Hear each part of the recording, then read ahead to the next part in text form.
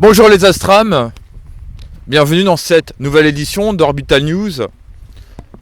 Je suis actuellement dans le département du Var, à côté du site d'astronomie de Roquebaron, de l'association Cassiopée. Et dans cette édition, je vous propose une interview exclusive de l'animateur, l'astronome Eclipse, du site Astropléiade, pour ainsi découvrir sa passion autour de l'astronomie. Mais passons dès à présent à l'interview. Je suis actuellement avec l'astronome Eclipse, fondateur du site Astropléiade, spécialiste en recherche exoplanétaire, mais également animateur de l'émission Orbital News et de la chaîne YouTube Atom TV. Alors Eclipse, tu as de nombreuses activités en astronomie à l'observatoire de Roquebaron avec l'association Cassiopée, mais également au cours des rencontres de l'espace d'Oriol dans le département des Bouches-du-Rhône. Et j'en passe, tu fais aussi d'autres activités. Alors aujourd'hui, pour les auditeurs ou les ODH Notes, pourrais-tu nous dire depuis quand t'intéresses-tu à l'astronomie et pourquoi ? Alors ça c'est une passion, c'est l'une des grandes passions de ma vie puisque je m'intéresse aux étoiles depuis tout petit. Depuis l'âge de 7 ou 8 ans j'ai dû commencer et depuis ça ne m'a jamais quitté.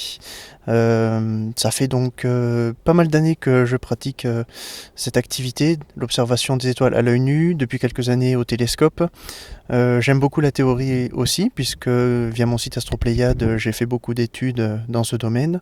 Et finalement, quand j'ai l'occasion de partager avec d'autres passionnés, je le fais toujours avec grand plaisir. Mais au départ, cette passion m'est venue tout simplement en regardant les étoiles le soir avant d'aller me coucher. Je me souviens qu'à l'époque, mes parents et moi habitions dans un appartement. C'était au 5e étage, et donc on avait une vue assez dégagée sur les environs et aussi sur le ciel. Et je me souviens à l'époque d'avoir souvent demandé à mes parents ce que c'était que ces points blancs dans le ciel. Est-ce qu'on voyait tout? Est-ce qu'il y avait des choses dans le ciel qu'on ne pouvait pas voir? Et je me souviens surtout de cette réponse récurrente, notamment de mon père, qui me disait « Il y a des choses qui existent dans le ciel, qui sont très lointaines, mais qui sont tellement loin et tellement sombres qu'on ne peut pas les voir comme ça. Pour les voir, il faut des machines, il faut des télescopes, mais sinon on ne peut pas les observer. » Mais à l'époque, j'étais donc tout petit et je ne pouvais pas imaginer de quoi il s'agissait. Les termes comme nébuleuse, galaxie, amas d'étoiles, ça je ne connaissais pas, mes parents ne s'y intéressaient pas, donc ils ne m'ont jamais expliqué plus en détail. Et il y a toujours eu ce flou, cette énigme de ce qu'on trouve dans le ciel. Comment ça se fait que le ciel soit organisé comme ça? Pourquoi on voit juste des points? Pourquoi c'est que des étoiles? Pourquoi certains objets sont mieux visibles que d'autres? Qu'est-ce que c'est que ces objets? Quel est leur sens? Ça, c'est des questions que je me posais, mais dont je n'ai jamais eu la réponse à l'époque. Et c'est comme ça que ça a commencé. Alors au fil du temps, ces questions, je les posais de moins en moins, puisque c'était toujours les mêmes réponses. Mes parents n'étaient pas astronomes. Et petit à petit, mes parents se sont interrogés sur la possibilité de m'acheter un instrument. Et c'est comme ça que vers l'âge de 9-10 ans, j'ai eu ma première lunette à Noël. En ce temps-là, il est vrai que j'étais pas forcément très heureux dans ma vie. Je déprimais pas évidemment, mais je n'avais pas de grand centre d'intérêt. Et ça me manquait. Malgré moi, ça me manquait. Et donc c'est comme ça que ma mère s'est dit, pour Noël, on va lui offrir une lunette, on va voir s'il accroche vraiment à l'astronomie. Et ma foi, je la remercie du fond du cœur, puisque ça a marché. Non seulement avec ma première lunette, j'ai fait mes premières observations, mais par la suite, j'ai voulu perfectionner ma lunette, j'ai voulu en savoir plus, faire des vraies observations. Et c'est comme ça qu'en fait, de l'âge de 10 ans, 9-10 ans, jusqu'à aujourd'hui, je me suis perfectionné, j'ai acquis d'autres lunettes, d'autres télescopes. Je suis très loin du, du petit garçon qui regardait juste les étoiles, mais ça a commencé vraiment comme ça, un centre d'intérêt quand j'étais tout petit, juste en regardant. Et puis vers 10 ans, une petite lunette d'initiation. À l'époque, c'était autour de 100-150 euros chez Nature et Découverte, mais c'était une vraie lunette. C'était une lunette de marque Meade, de 60 mm, vraiment quelque chose pour s'initier, mais un instrument de qualité. Et d'ailleurs, pour la petite histoire, à l'époque, le vendeur avait dit à mes parents « Mais vous êtes fous de mettre une telle somme pour votre fils, c'est du gaspillage, il ne s'y intéressera pas autant qu'un professionnel, vous dépensez toute votre bourse pour un télescope, alors que si ça se trouve, ça ne lui plaira pas. » Mais finalement, le vendeur s'est trompé, puisque cette lunette, non seulement je l'ai toujours, mais en plus c'est elle qui m'a vraiment donné le goût de l'observation lunaire, de l'observation planétaire, de la recherche d'objets euh, extrasolaires, somme toute, puisque les nébuleuses, les galaxies me plaisent beaucoup. Mon objet préféré est un amas d'étoiles, donc cette petite lunette m'a beaucoup plu à l'époque. Bon, je me suis aussi énervé dessus, puisque comme j'étais un peu petit, mon père m'aidait, mais on n'était pas experts. Je me souviens qu'un soir, j'ai fait voler la lunette dans la chambre, parce que j'arrivais pas à la régler comme je voulais, et comme les étoiles avancent, j'arrivais pas à les suivre. Enfin, voilà, il y a eu plein de petites histoires. J'avais ma carte céleste, j'ai commencé à apprendre les constellations, j'avais mon petit guide, mais bon, je comprenais pas grand-chose, parce que c'était quand même assez pointu. Mais c'est une expérience que je ne regrette pas, et ça m'a vraiment motivé. J'étais pourtant tout seul à l'époque, je n'avais pas de copains qui aimaient l'astronomie. Mais j'ai aimé ça, j'ai persévéré avec des hauts et des bas, parce que bon, dans la vie on ne fait pas que de l'astronomie. Mais moi j'en garde vraiment un bon souvenir, et si je pouvais revenir dans le temps, dans le passé, juste pour me voir en train d'observer, peut-être que je rirais beaucoup, mais je prendrais beaucoup de plaisir à me voir faire mes débuts. Ça c'est sûr que c'est une expérience inoubliable. Et ce qui a marqué aussi mes débuts, c'est non seulement ça vers 7-8 ans, mais c'est aussi, toujours à l'âge de 10 ans, ma formation, ma première formation à l'observatoire de Hyères. Alors ça c'est une autre histoire qui à mes yeux est tout aussi intéressante pour mon parcours. J'étais donc en CM2 à l'école primaire, et le projet de l'année c'était de faire une sortie d'astronomie dans le Haut-Var. Pour info, j'ai toujours observé majoritairement dans le Var, et c'est donc à l'observatoire du Pic des Fées à Hyères que la maîtresse a emmené la classe à l'époque. Bon, elle savait pas spécialement que je m'y intéressais, mais elle aimait la science, et donc tous les mois, elle emmenait la classe à Hyères, en journée, pour qu'on apprenne les fondements de l'observation du ciel et de l'astronomie en général. Donc c'est là-bas que j'ai vraiment fait mes premiers pas au sens strict du terme, mais pas en tant que scientifique, même si j'étais jeune. On nous a appris à préparer un télescope, la composition d'un instrument, comment préparer une soirée d'observation, comment se repérer dans le ciel, comment distinguer les étoiles, les planètes, la Lune, etc. J'y ai fait mes premières photos, alors à l'époque c'était en argentique.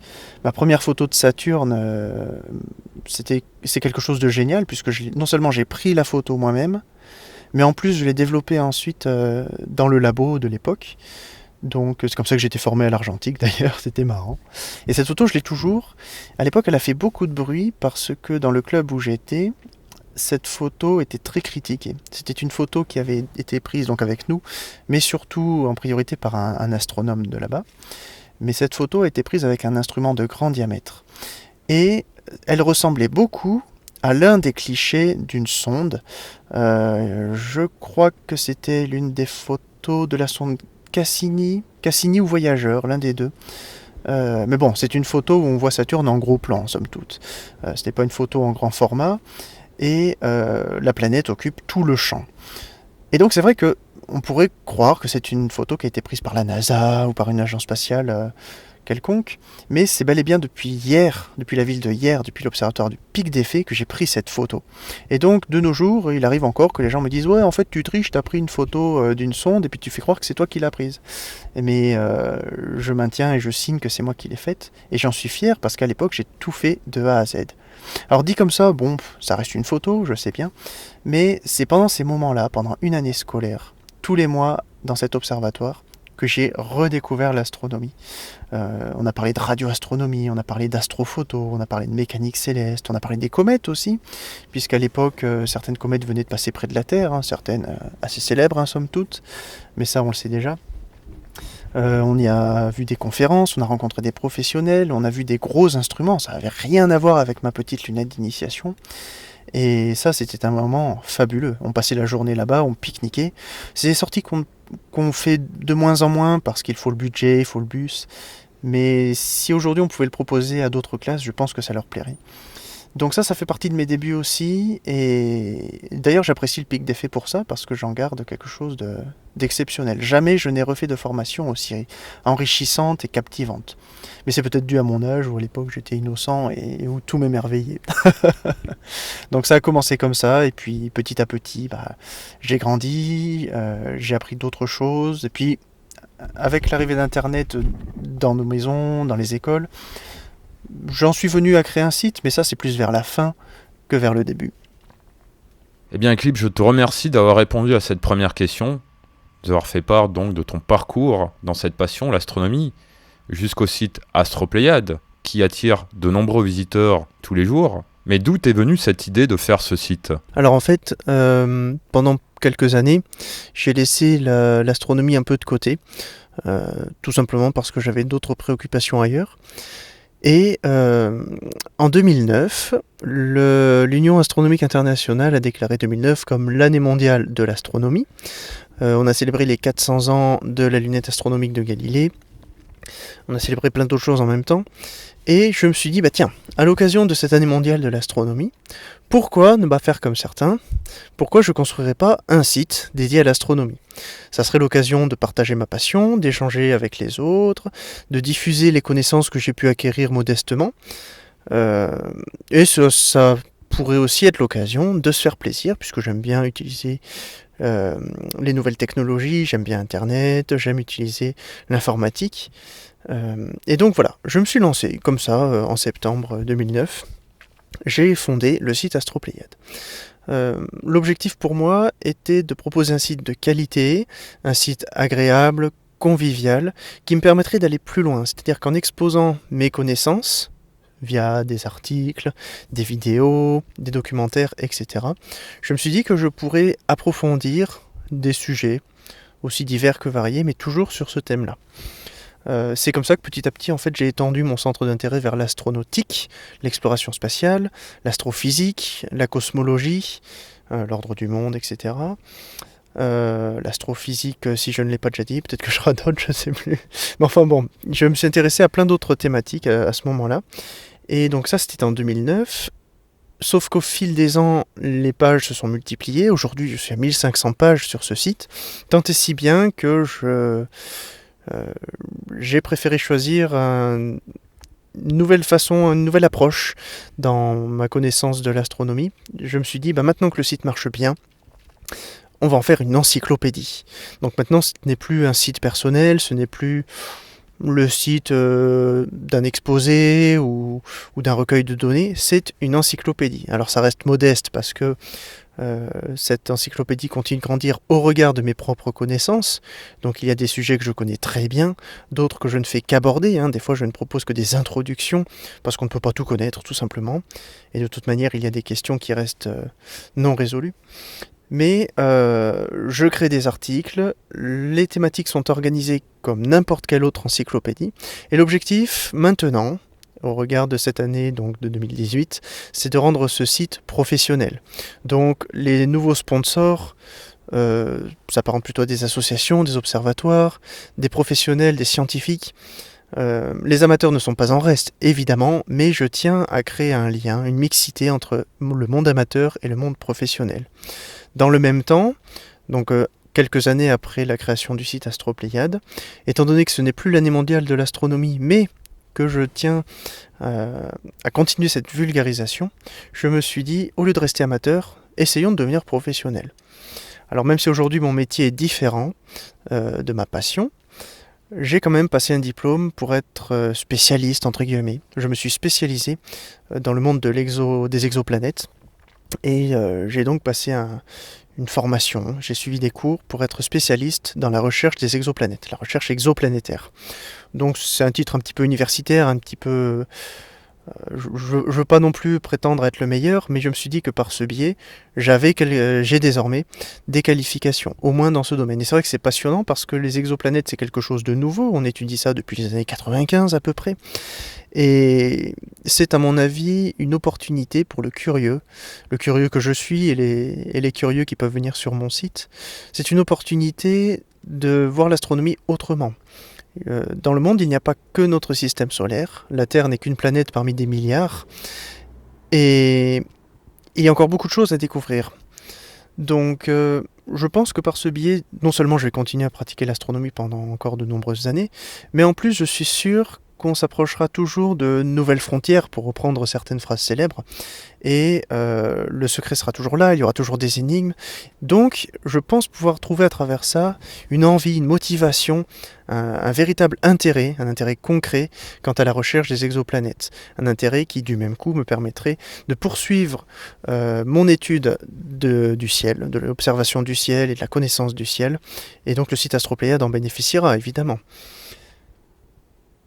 Qui plus est, au regard également des partenaires. Les partenaires sont plus nombreux, mais je tiens à ce qu'il y ait une certaine qualité dans nos échanges. Et le but d'Astropléiade, désormais, ce n'est pas d'être un site administré par une personne, mais il s'agit plutôt de créer un site dont je suis l'unique propriétaire, certes, mais qui est éclairé par une multitude de personnes qui font partie de cette même communauté, la communauté astronomique. Donc c'est vers là que je m'engage aujourd'hui. Le site Astropléiade, bien qu'étant sur Internet, me permet du même coup d'organiser des choses sur le terrain. Donc on l'a dit tout à l'heure en introduction, il s'agit de proposer des soirées d'observation aux jumelles, au télescope, à l'œil nu, de découvrir le ciel avec le public, proposer des ateliers dans le monde scolaire, dans les écoles, donner des conférences, organiser des événements, des meetings, des rassemblements, des rencontres comme les rencontres de l'espace Auriol, faire le tour des observatoires, présenter ou en tout cas faire découvrir des associations.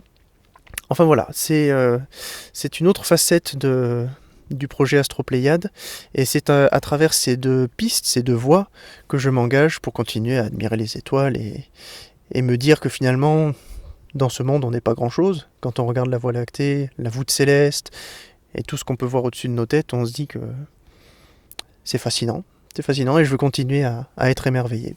Tu es donc spécialisé dans les exoplanètes, mais en quoi consiste, parce que tu avais déjà fait une intervention sur ODF TV dans le cadre d'Orbital News sur les exoplanètes, mais toi à ton niveau, en quoi consiste la recherche ? Alors le mot recherche c'est un bien grand mot, puisque comme je l'ai dit, je pratique l'astronomie dans le domaine amateur. Ça reste une passion et pas un domaine professionnel. Je n'en ai pas fait mon métier parce que je fais autre chose à côté et ça me convient amplement. Je transmets les connaissances mais d'une autre façon on va dire. En tout cas quand je me suis intéressé à cette formation sur les exoplanètes, au départ c'était plus un jeu pour moi, une activité comme une autre. Je me suis dit tiens, j'ai l'été devant moi, j'ai plusieurs mois, j'ai l'automne aussi pour le faire. Je peux suivre des cours à distance, des cours donnés par l'université de Grenoble et le complexe astronomique qui est sur le même site d'ailleurs. On va voir jusqu'où je peux aller. On me propose d'en découvrir plus, d'en savoir plus sur les exoplanètes. Il y a un diplôme à la clé à la fin. Bon, bah si je peux arriver à le passer, je le passe et on verra ce que ça donne. Mais je m'étais dit à ce moment-là que si je ne parvenais pas à suivre les cours jusqu'au bout, après tout, ça n'était pas gênant puisqu'on en apprend quand même à chaque cours. Donc je me suis lancé comme ça, sans trop savoir ce que ça allait donner. Et puis il en résulte qu'à la fin, bon, bah, je suis arrivé premier et puis j'ai eu mon diplôme, voilà, c'était sympathique. Mais au départ, je me suis dit, mais finalement, l'introduction de ces cours, tout le monde peut y accéder. En fait, ces cours sont ouverts à tout le monde. N'importe qui peut s'y intéresser et tenter le coup. Ça commence par le b.a.-ba, les fondements, donc la mécanique céleste, qu'est-ce qu'une planète, qu'est-ce qu'un satellite naturel, comment ça fonctionne, est-ce que c'est les planètes qui tournent autour du Soleil, est-ce que c'est le Soleil qui tourne, enfin voilà, il y a toutes ces questions basiques qu'on se pose assez souvent. Ça commence aussi par le fait que il faut bien comprendre que notre système solaire n'est pas unique, il y en a plein dans notre galaxie, la Voie lactée, et en plus on est dans une galaxie parmi des milliards et des milliards et des milliards de galaxies, donc ça fait en fait énormément de systèmes extrasolaires, de systèmes planétaires, aussi divers que variés.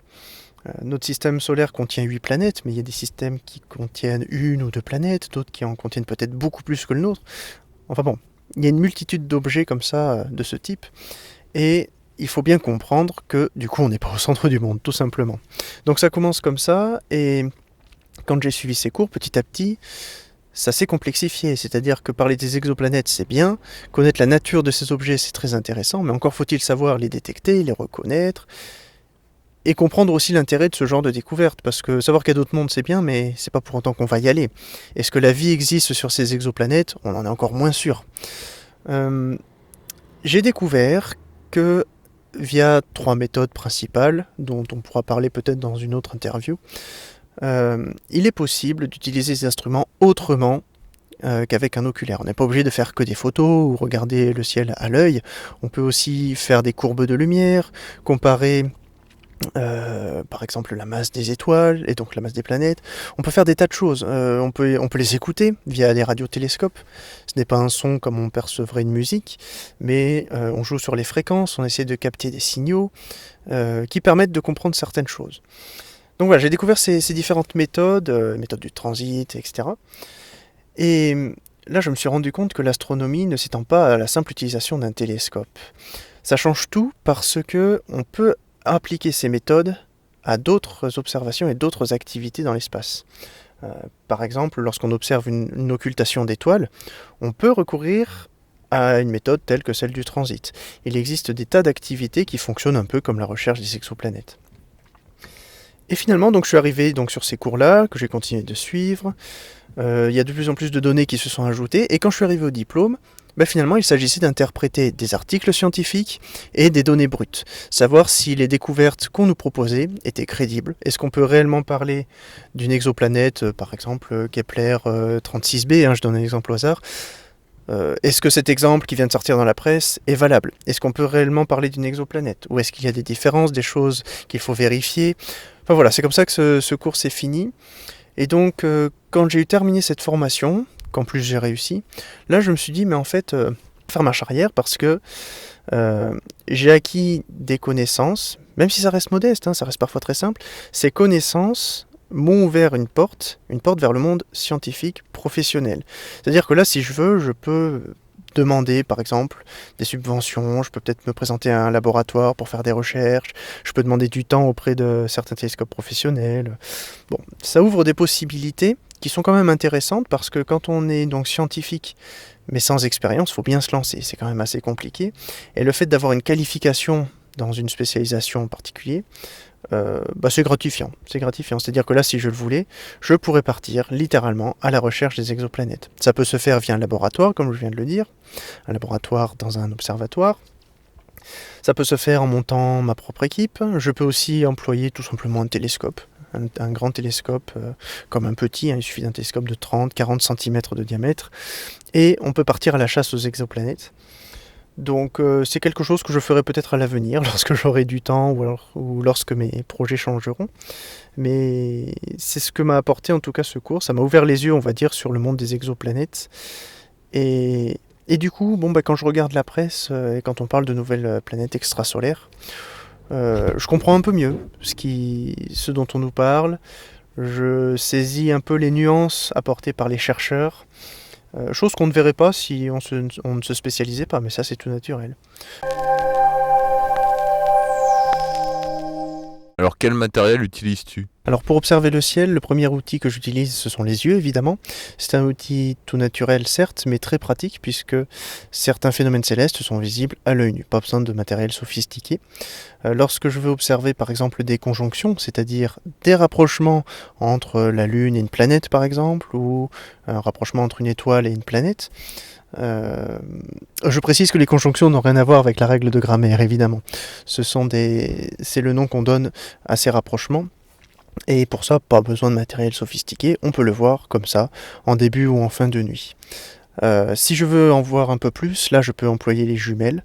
J'ai à disposition une paire de jumelles 10 x 50, mais aussi une paire de jumelles géantes, qui elles me permettent de voir les objets du ciel profond. À faible grossissement certes, mais d'une manière différente par rapport au télescope. C'est une bonne alternative puisque l'installation d'un télescope peut parfois être très longue, alors que les jumelles sont sorties très rapidement. Il suffit de poser le trépied, on fixe les jumelles dessus et voilà, c'est prêt. Donc les jumelles me servent essentiellement pour les observations rapides, en complément de ce que je peux observer à l'œil nu. Souvent, ce que j'observe à l'œil nu, je l'observe aussi aux jumelles. Après, pour les observations un peu plus longues, un peu plus minutieuses, comme par exemple l'observation des cratères lunaires ou l'observation des tempêtes à la surface de Jupiter ou de Saturne, si je veux observer les calottes polaires de Mars ou les satellites naturels en général, là, tout ce qui est observation planétaire, j'y accède via des télescopes ou des lunettes. Alors, après toutes ces années de pratique, j'ai souvent changé de matériel. J'ai gardé mon télescope d'initiation et ma première lunette, mais j'ai du matériel un peu plus puissant. J'utilise notamment un Newton de 150 mm de diamètre sur 1200 mm de focale, un télescope de 150 à f8 sur une monture équatoriale.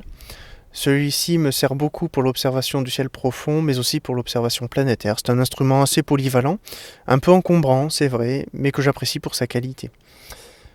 Depuis peu, j'emploie également un télescope de type Maksutov casse-grain, un instrument de 180 mm pour 2700 de focale.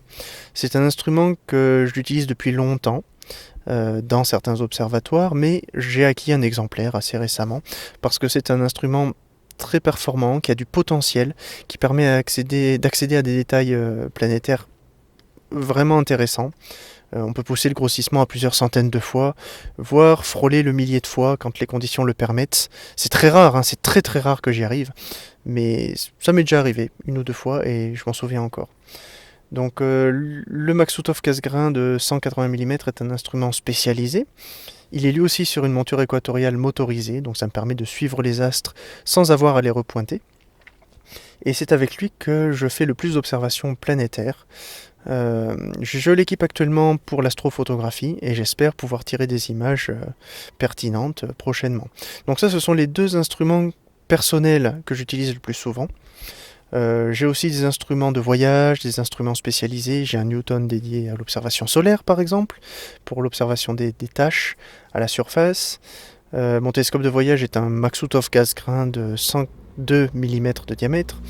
J'ai une lunette apochromatique de 70 mm. Mais ça, ce sont des petits instruments qui sortent occasionnellement, puisque je ne m'en sers que lorsque je suis en déplacement.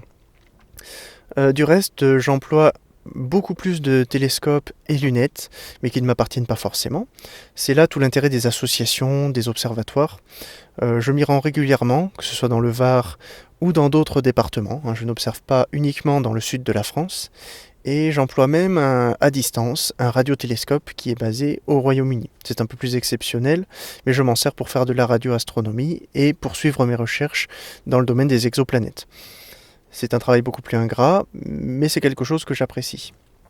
Je recherche moi-même les cibles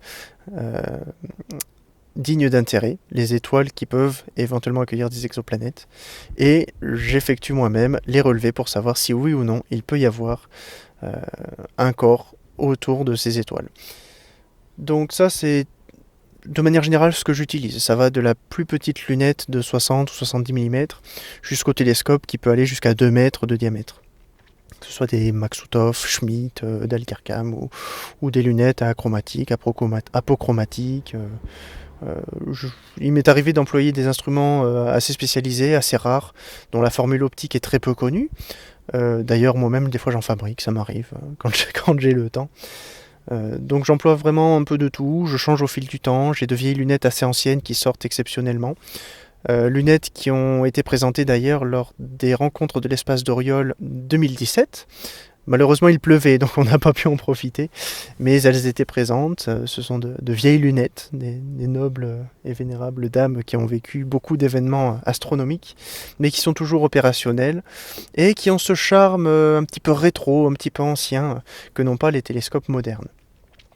Donc ça c'est ce que j'utilise majoritairement, mais il faut bien savoir que l'observation sur le terrain ne représente pas la majorité du temps que j'accorde à l'astronomie. Parce que pour préparer une soirée d'observation, comme je viens de le dire, il faut la préparer. Ça se fait avant, ça se fait sur le papier, sur l'ordinateur, dans le planétarium. C'est des calculs, c'est de la théorie. Je fabrique mes propres cartes célestes à mes heures perdues. Donc on va chercher la position des planètes, la position des objets qu'on veut observer. On les note, on fait des listes, on note les coordonnées. On va noter la magnitude qui sert à déterminer la luminosité pour savoir quel est le télescope le plus adapté à ce genre d'observation.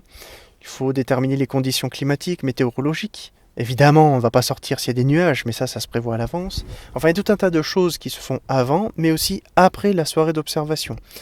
Si par exemple, j'image certains objets célestes, il faut que je traite les photos. Il y a le pré-traitement, puis le traitement, les éventuelles retouches, et ensuite la publication sur mon site internet, astropléiade.fr, ou alors sur mon second site qui est personnel, eclipseastronomie.e-monsite.com, si je puis le citer. Parfois j'en vois dans les revues, mais bon, voilà, ça c'est un travail qui se fait après l'observation. Donc finalement, quand on est sur le terrain, c'est le temps d'une soirée, d'une nuit, quelques nuits si on veut vraiment être assidu pour une même photo par exemple. Mais à titre personnel, par exemple, lorsque je prévois une soirée pour le vendredi soir ou le samedi soir après le travail, j'ai préparé cette soirée dès le lundi. Voilà, pendant toute la semaine, je prépare cette soirée ou cette séance d'observation. Pareil pour l'observation solaire. Il faut vérifier le filtre solaire, il faut préparer la monture au préalable pour que le suivi solaire se fasse correctement. Donc le temps de préparation et le temps de débriefing, entre guillemets, est plus important que le temps passé sur le terrain. Puisqu'on est sur un site de veillée astro, à la plage des Pasquiers, c'est bien ça? Oui. Combien de temps ça t'a pris pour l'organiser, celle-là? Alors celle-là est un peu spéciale puisqu'elle faisait suite aux rencontres de l'espace d'Oriol en 2017. C'était donc en septembre 2017. Par chance, il faisait plutôt beau le jour où on a fait cette soirée d'observation, alors que les rencontres étaient pluvieuses. Donc on a eu beaucoup de chance à quelques heures près. C'est une soirée que j'ai préparée donc 7 ou 8 jours avant les rencontres d'Oriol. Et ça m'a pris du temps parce qu'évidemment je préparais les rencontres, mais il m'a fallu déterminer ce que l'on pouvait voir depuis cette plage. On est en plus en bord de mer, donc on a des entrées maritimes, y compris en fin d'été. On a pas mal d'entrées maritimes à partir d'une certaine heure. Nous sommes dans le Var, donc nous avons le Mistral qui pouvait souffler. Ça, je ne pouvais l'anticiper qu'au dernier moment. Le taux d'humidité, ça en est lié évidemment, mais en été, en tout cas en cette période, moi d'habitude ça ne me gêne pas trop. Donc là, je ne l'ai pas pris en compte exceptionnellement. Quant au fameux seeing, la transparence du ciel, la stabilité de la voûte céleste, les nuages à haute ou basse altitude, ça je ne me suis pas posé la question non plus parce que soit on pouvait observer, soit on ne pouvait pas. C'est une soirée que j'ai organisée donc avec toi Gilles, avec d'autres invités, des amis, des membres de ma famille, et soit je leur offrais un beau spectacle, soit je ne leur offrais rien. Et on aurait dû reporter cette séance. Donc effectivement, je l'ai préparé plusieurs jours à l'avance parce qu'il m'a fallu préparer le télescope. C'était mon Maxutov de voyage et pour l'occasion, je me suis permis de le modifier optiquement. C'est-à-dire que j'ai ajouté une lentille à l'intérieur, une lentille permettant de doubler la focale. Les astronomes avisés reconnaîtront la lentille de Barlow, et cette lentille de Barlow permet de doubler le grossissement, somme toute. Étant donné que ce soir-là, nous pouvions observer Saturne et la Lune, notamment, je me suis dit qu'il était intéressant de pouvoir observer certains détails sur ces objets célestes, même si nous n'avons pas fait que de l'observation planétaire. Nous avons observé le ciel d'été, comme on dit, donc le grand triangle avec le cygne, la lyre, l'aigle, l'étoile double Albireo, enfin deux grands classiques finalement. La nébuleuse de l'Anneau dans la constellation de la Lyre. Qu'est-ce que nous avons observé? L'amas M13, l'amas d'Hercule. Nous avons observé plein d'objets représentatifs du ciel d'été, mais il n'était pas forcément judicieux d'observer ces objets avec un Maxutov. Aussi ai-je supprimé cette lentille à ce moment-là, mais ça c'est un accessoire. C'est-à-dire que lorsqu'on emporte un télescope, quel que soit le genre de choses qu'on veut voir, on a toujours au minimum 2 oculaires pour avoir 2 grossissements différents. Et pour ma part, dans la valise du télescope de voyage, j'ai 6 ou 7 oculaires, plus cette lentille de Barlow qui permet de doubler le grossissement, multiplier le grossissement par 2, quel que soit l'oculaire que j'utilise. Donc préparation du trépied pour éviter qu'il ne s'abîme dans le sable, nettoyage de l'optique pour éviter d'éventuels reflets, préparation de la carte céleste, puisque j'en ai offert également un exemplaire à certaines personnes qui étaient présentes. Cette soirée a aussi été l'occasion d'utiliser un laser pour présenter les constellations, puisqu'il est toujours amusant de pouvoir les deviner, expliquer leur histoire, pourquoi on a choisi ces formes, comment se repérer par rapport à la Voie lactée, par rapport à ce triangle, par rapport au nord, sud, etc., par rapport aux points cardinaux. Donc voilà, c'est ce que j'ai préparé pendant ces 6 ou 7 jours qui ont précédé les rencontres d'Oriol. Autant de jours de préparation, cela équivaut à peu près à 2 ou 3 heures d'observation.